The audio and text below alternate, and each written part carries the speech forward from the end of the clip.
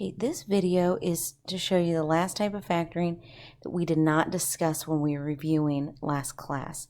Now, if you remember last class, we made this chart and we did everything except when the leading coefficient was not 1, and that's what we're going to start with today. That's the only thing we're working on today. Before we do that though, we are going to multiply this because I want you to think about where these numbers are coming from. Because remember, I told you that anytime you factor, you can take your answer and multiply it back out, and you should get to where you start. So in theory, you could check every answer on a factoring quiz or test and get it all right because you can check your work. So where are these numbers coming from? So we're going to FOIL or distribute. So here we have 3x times 2x, which is 6x squared. Then over here, we're going to have 3x times 3, which is 9x. Negative 5 times 2x, which is negative 10x. And then negative 5 times 3, which is negative 15. So when I go to simplify, I get 6x squared minus x minus 15. Now I color-coded this for a reason. To get the blue, the first term, because we would factor something like this. To get this first term of 6x squared, I'm multiplying the first and the last. To get this last one of negative 15, I'm multiplying these last ones. Okay? The issue is with the ones in the middle, it comes with two terms. So what we're going to have to do today to be able to figure out that middle term, we're going to have to figure out which combination works the best. So we are going to factor these polynomials two different ways. I'm going to show you a guess and check method, and I'm going to show you split the middle term. And for these notes, for these 5 problems, I want you to do both methods on both problems. And then when we get done, then you can decide going forward which one you might choose. Now, they're both going to work every time, but there's definitely some advantages to guessing and checking because you can be pretty efficient at it, get your answers a lot faster. Splitting the middle term is still going to work and gives you a plan. It's just going to take a little bit longer. Okay, so let's take a look at number 1. So we're going to go straight to our 2 parentheses. Now to multiply to get 3x squared, we've multiplied to get x squared, which is x and x. But the only thing that multiplies to 3 is 3 and 1. So to get 3x squared, we're going to do 3x and 3x. Now we're going to look at our sign. This sign at the end is positive, which means both signs are going to be the same. And then look over here, it's positive, so that means both signs are going to be plus.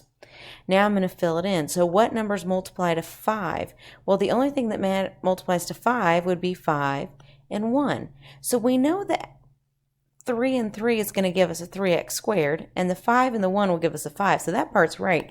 It's the middle we need to check. So if I check here, this will give me, oh geez, I wrote something. It's not 3x and 3x, it's 3x and 1x. I'm so sorry. So if I check here, I'm going to get 5x. And if I check here, I'm going to get 3x, and that adds to 8x, but that's not what I want. I want 16.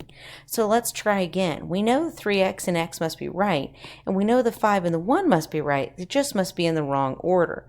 So this time I'm going to try 3x plus 1. Oh my goodness, I keep doing this. And x plus 5. So again, the outside terms are correct. Now let's check the middle. So in the middle here, I get 1x. And here I get 15x for a grand total of 16x. So it works. Okay, this is the new method. This one didn't work. This one did. Okay, this is my final answer. This is the new method. This is guess and checking. What you've done in the past is split the middle term. So to split the middle term, you're going to take 3 times 5, which is 15, and now you're looking for 2 numbers that multiply to 15 and add to 16. Well, those numbers would be 15 and 1. So now I'm going to rewrite this splitting the middle term. So I have 3x squared plus 15x plus x plus 5, and this middle term got split this way. Okay, now I'm going to factor by grouping. So I'm going to take a 3x out of the first 2, and that leaves me with x plus 5, plus I have to take something out of the next 2 terms, so I'm going to take out a 1, and that's going to leave me with x plus 5. And now that I have the same thing in both parentheses, okay, they both share the x plus 5, and then I have a second parentheses of what they split, which would be the 3x plus 1. And now you can see these answers are the same. So you're going to get to the same place. It's just a different amount of work and a different approach. Okay, let's try this again on number 2. On number 2, to get 2x squared, the only option you have is 2x and 2x. Just kidding. Oh my gosh, you guys are going to think I'm crazy. All right, 2x and x. Now, these numbers multiply to a negative, so one has to be positive and one has to be negative. We just don't know which one yet. Okay, so we're just going to put it in that way and try. Okay, multiplying to 21. You can have 1 and 21, or you can have 3 and 7. 3 and 7 would probably be a good guess. Let's see if this works. Okay, so 3 and 7, this gives me 3x, and this gives me negative 14x, which would be negative 11x. That is definitely not what we want. So let's try switching to the other order. So this time I'm going to say 2x plus 7 and x minus 3. Let's check this one. Well, that's going to give me 7x here and negative 6x here, which is x. Well, we're a lot closer, but the problem is that we need negative x and we got positive x. So that means all of our numbers are right. Our signs are just mixed up. So that's an easy fix. We're just going to take that sign and now make this a minus and this a plus. So our middle term is negative 7. This is positive 6, and we get negative x. And we did it. So this is our answer. Okay, now let's try this by splitting the middle term. So to split the middle term, we're going to take 2 times 21, which is 42. So we need two numbers that multiply to 42 and add to negative 1. Well, that would be negative 7 and positive 6. So now I'm going to rewrite this as 2x squared minus 7x plus 6 minus 21. I can take an x out of the first two terms, and that leaves me with 2x minus 7. Plus, out of the next two terms, I can take out a 3, and that leaves me with 2x minus 7. So my final answer is 2x minus 7 times x plus 3. And if you check it, these two are a match. All right, let's try this again on 3. Okay, for 5, your only option is 5x and x. This is a plus over here at the end, which means they've got to have the same sign, and because it's negative, they both have to be negative. Okay, now what multiplies to 6? Well, you can have 6 and 1, or you can have 2 and 3. Well, 2 and 3 is probably more common, so I would start there, but that doesn't mean that 6 and 3 won't happen. So we're going to put a 2 here, a 3 here. Let's see what happens. So we'll check that middle term. This gives us negative 2x, and this gives us positive. I can't even think right now. Too tired. This gives us negative 15x, which gives us negative 17x. That is not at all what we want. So let's switch it and see what happens. So now I'm going to do 5x minus 3 and x minus 2. Let's see what happens here. This is going to give me negative 3x. This is going to give me negative 10x, which is negative 13x, which is exactly what I want. So this is my final answer. Okay, let's do this splitting the middle term. 5 times 6 is 30. I need two numbers that multiply to 30 and then add to negative 13. Now you might say negative 15 and 2. But negative 15 and 2 multiply to negative 30. And we need to multiply to positive 30, so that's why we're going to use negative 3 and negative 10. So I'm going to have 5x squared minus 3x minus 10x plus 6. Okay, the first two terms I can take out an x, so I get 5x minus 3 minus, because I copied the middle sign down, here I can take out a 2, and I get 5x minus 3. So I'm going to have 5x minus 3 times x minus 2. And these are a match. All right, two more. With 4, now 4 you've got some options. 4 you can do 2 and 2, or you can do 4 and 1, either one.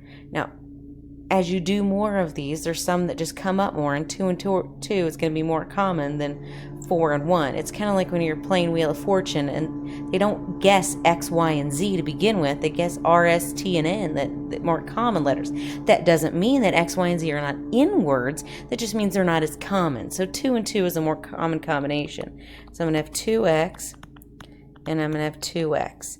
Okay, because it's a minus sign, I know one's got to be positive and one's got to be negative. Well, what can multiply to 15? 1 and 15, or I don't know, let's try 5 and 3. Let's see what happens here. This gives me, well, I want to do it in a different color. This gives me positive 10x, and this gives me negative 6x. So when I add them together, I get 4x. Okay, well, that's good news. That's a number we want. We just have the wrong sign. That's an easy fix. Just flip the signs. So we have minus and plus. So now this would give me negative 10, positive 6, and negative 4. So this is my answer. Okay?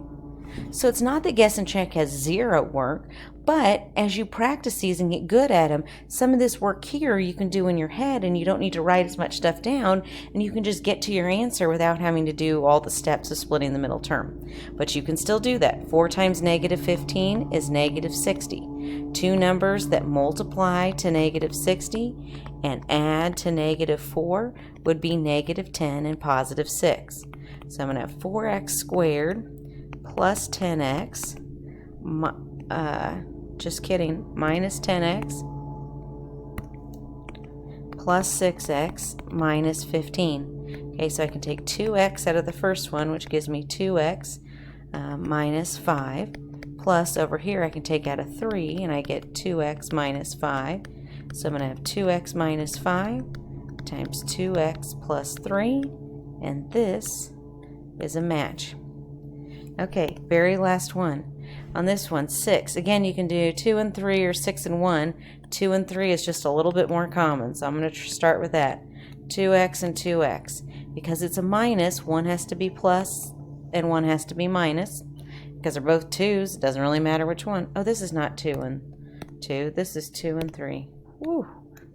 Good thing I'm taking a day off work. Okay, 35 would be 7 and 5. Let's check it and see if it works. This here gives me 21x.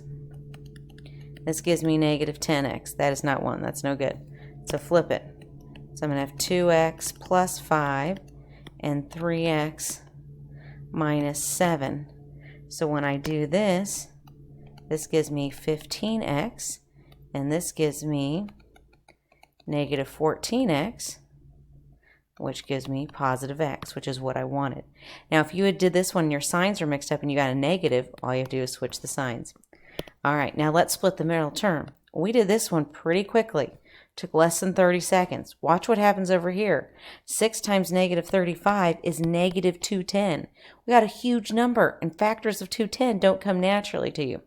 But I'm going to save you a little time and tell you that it's positive 15 and negative 14.